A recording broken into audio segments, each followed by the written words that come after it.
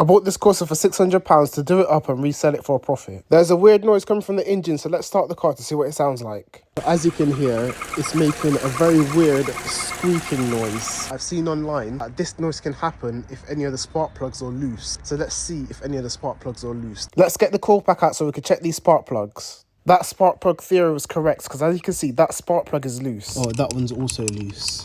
The other two spark plugs were okay, but let's tighten up all the spark plugs. They were definitely really loose because look how much turns I've had to do to tighten just one. The coil pack broke when I was taking it out and it's going to cost me £86. I did try to reuse it, but the car started misfiring because I broke it, so let's get a new one. Let's go to GSF Parts and collect the coil pack.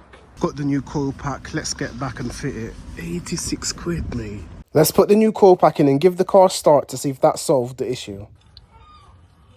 Get that back on. Let's start the car again and see how it runs.